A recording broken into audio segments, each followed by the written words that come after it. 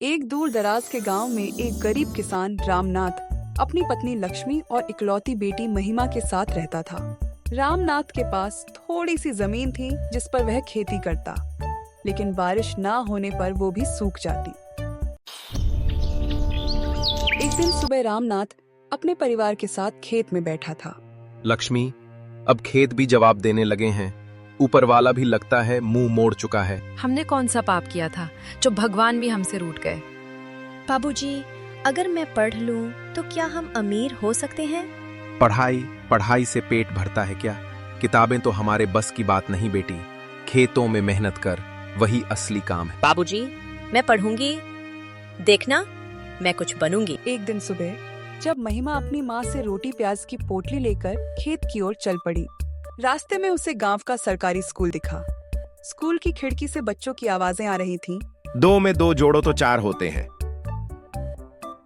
महिमा जैसे रुक गई, उसके पांव वहीं जम गए। वह धीरे धीरे खिड़की के पास पहुंची और अंदर झांकने लगी। अंदर गुरुजी पढ़ा रहे थे और बच्चे उत्तर दे रहे थे। 2 में 2 मिलाओ तो 4 होते हैं। वह मंत्र मुग्ध हो गई। ये उसका रोज का नियम बन गया, खेत जाते समय खिड़की से पढ़ाई देखना। एक दिन सुबह, गुरुजी, 5 में 2 जोड़ो तो 7 होते हैं। बिल्कुल सही। बच्चों, अब बताओ 3 में 4 जोड़े तो कितने होंगे? 3 में 4 जोड़े तो 7 होते हैं। महिमा खिड़की के पास खड़ी हो गई। वह मंत्र मुग्ध होकर देखने लगी और बड़बड़ाने लगी, 3 में 4 मिला के बनते हैं 7। एक दिन गुरुजी ने देख लिया। ओ बच्ची, तुम कौन हो? यहाँ क्या कर रही हो? महिमा हड़बड़ाकर पीछे हट गई, भागते हुए खेत चली गई। इतनी देर क्यों हुई?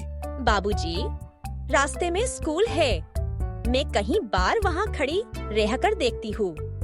आज गुरुजी ने मुझे देख लिया तो मैं भागकर यहाँ आ गई। फिर से वही राग। तुझे समझ नहीं आता क्या? पढ़ाई तेरे बस की नहीं। अरे रामनाथ, बच्ची है, सपने देख रही है, क्यों उसकी उम्मीदों को तोड़ रहे हो? उम्मीदें नहीं, भूख मारती है इंसान को। शाम को महिमा अपनी सहेलियों के साथ खेल रही थी। तू पढ़ाई के पीछे क्यों लगी रहती है महिमा? ताकि मैं कुछ बन सकूं।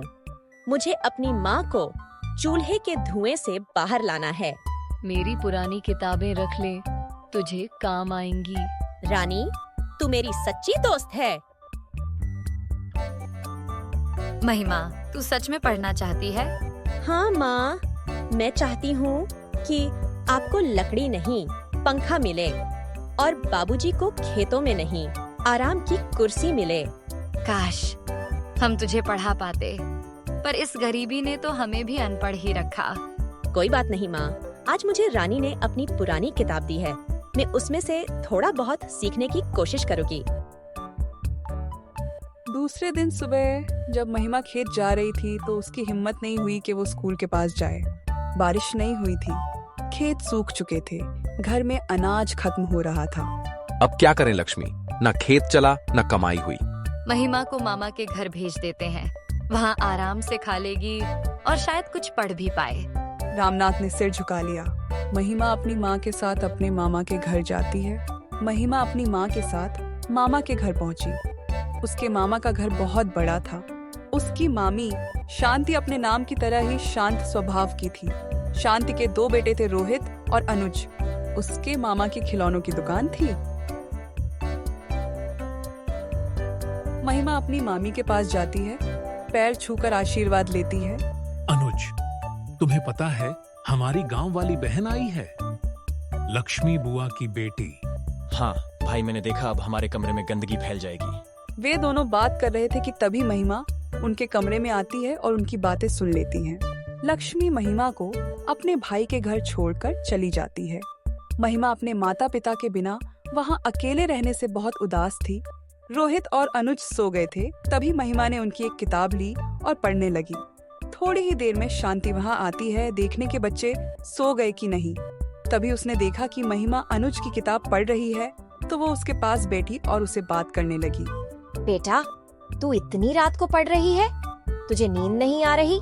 तुझे अनुज या रोहित परेशान तो नहीं कर रहे ना? नहीं मामी, वो दोनों मुझे तंग नहीं करते। मुझे बहुत कुछ सीखना है मामी, बहुत कुछ। इसीलिए मैं अनुज की किताब पढ़ रही हूँ। अगर मैं कुछ पढ़ लूंगी तो अपने माता पिता की मदद कर पाऊंगी। बेटा अभी बहुत रात हो गई है, अभी सो जाओ। तुम्हें पता है सुबह जल्दी पढ़ने से हमें कम समय में ज्यादा याद रहता है। कल से मैं तुझे खुद पढ़ाऊंगी। महिमा अपनी मामी की बात सुनकर बहुत खुश हो जाती है और सो जाती है। दूसरे दिन महिमा जल्दी उठकर अपनी मामी को काम में मदद करती है। महिमा देखो, ये बाल भारती की किताब है। आज हम वर्णमाला दोहराएंगे। मामी, मैं कल रात इसे रटती रही, मुझे ये याद है। ये तो मामी, बहुत अच्छी बात है। मैं कल रात मामा इसे ये रटती सब रही, चुपचाप देख मुझे रहे ये थे। याद है। पहले उन्हें शक था कि यह लड़की सिर्फ बोझ है, लेकिन अब उसे देखकर उनका मन भी बदलने लगा। हमारी बेटी क्या कर रही होगी? मुझे बहुत चिंता रहती है। तुम चिंता मत करो, तुम्हारी भाभी उसका अच्छे से ख्याल रख रही होगी। एक दिन शांति ने अखबार में देखा कि पास के बड़े शहर के सरकारी स्कूल में गरीब छात्रवृत्ति परीक्षा हो रही है। अगर कोई बच्चा पास हो जाए तो उसे मुफ्त में पढ़ाई, रहना और भोजन सब मिलेगा। महिमा यहाँ आओ, ये देखो तुम्हारे लिए ही तो है ये मौका। क्या हुआ मामी? आज के न्यूज़पेपर में है कि तुम अगर एक परीक्षा पास कर लो तुम्हें फ्री में पढ़ाई करने को मिलेगी। मैं तो अभी ठीक से पढ़ भी नहीं पाती। डर मत, तेरी मेहनत ही तेरा हथियार है। हम हर दिन 2 घंटे पढ़ेंगे और भगवान चाहे तो तू जरूर पास होगी। फिर शांति उसे परीक्षा के लिए तैयार करती है। हर दिन उसे कुछ नया सिखाती। अनुज और रोहित अब भी उसका मजाक उड़ाते रहते। भाई वाह, गांव की लड़की अब स्कॉलरशिप लेगी। क्यों अनुज, किताबें बांट दें इस पर? शहर की सरकारी स्कूल बहुत बड़ी थी। परीक्षा के दिन शांति महिमा के साथ आई थी स्कूल। महिमा पहली बार किसी स्कूल में बैठी थी, वो भी परीक्षा देने। परीक्षा देकर जब बाहर निकली तो बहुत घबराई हुई थी। कैसी रही परीक्षा? पता नहीं मामी, सवाल कठिन थे पर मैंने हार नहीं मानी। हारना तब होता है बेटा जब इंसान कोशिश ही छोड़ दे, पर तूने मेरी बच्ची पूरी कोशिश की है, तो फिर तू तो पहले ही जीत गई हो। हेलो माँ, कैसी हो? बाबूजी क्या कर रहे हैं? बेटा हम अच्छे हैं, तुम बताओ क्या चल रहा है? आपको पता है मैं आज परीक्षा देने गई थी स्कूल में। मामी ने मुझे पढ़ाया और मेरा फॉर्म भर दिया। अब कुछ दिनों में परिणाम आ जाएगा। 1 हफ्ता बीता। महिमा हर दिन मामी से पूछती कुछ आया, और हर दिन मामी हंसकर कहती धीरज रखो बेटी, धीरज रखो। एक दिन एक लेटर आया। प्रिय महिमा, हमें यह बताते हुए अत्यंत प्रसन्नता हो रही है कि आपने छात्रवृत्ति परीक्षा उत्तीर्ण की है। कृपया अगले सप्ताह विद्यालय में प्रवेश हेतु उपस्थित हों। आपको निःशुल्क शिक्षा, भोजन और आवास प्रदान किया जाएगा। मामी, मैं पास हो गई। मैं जानती थी मेरी बेटी तुम एक दिन जरूर उड़ान भरेगी। अब वह दिन आ गया जब महिमा को शहर के लिए रवाना होना था। मामा ने एक पुराना बैग दिया, मामी ने कुछ कपड़े बांध दिए और रोहित अनुज अब थोड़े नरम पड़ चुके थे। वहाँ जाकर डरना मत, सब जगह लोग एक जैसे नहीं होते। अपने लक्ष्य को मत भूलना। महिमा ने स्टेशन से शहर की बस पकड़ी। बस की खिड़की से बाहर देखते हुए वह सोच रही थी, अब रास्ता मुश्किल होगा, लेकिन मैं डरी नहीं हूँ। अब कोई मुझे रोक नहीं सकता। साल दर साल बीत गए। महिमा ने छात्रावास में रहकर अपनी स्कूली पढ़ाई पूरी की। उसके बाद स्कॉलरशिप से ही उसने BA और फिर BEd की डिग्री ली। जब वह गांव पहुंची तो पहले तो किसी ने पहचाना ही नहीं, लेकिन जैसे ही नाम सुना भीड़ लग गई। अरे, ये तो रामनाथ की बिटिया महिमा है ना? ओ बाप रे, कितनी बदल गई। बिल्कुल शहर की मैडम लग रही है अब तो। तभी रामनाथ और लक्ष्मी दौड़ते हुए आए। बेटी, तूने तो जैसे बाप की किस्मत ही बदल दी। अब तेरा पिता भी गांव में सर उठाकर चल सकता है। माँ, बाबूजी, अब मैं यहीं रहूंगी, गांव के बच्चों को पढ़ाऊंगी, उन्हें वो सब दूंगी जो मुझे नहीं मिला।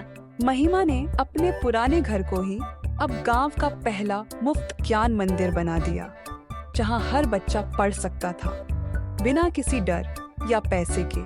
कौन कौन पढ़ना चाहता है? बच्चों ने धीरे धीरे हाथ उठाए।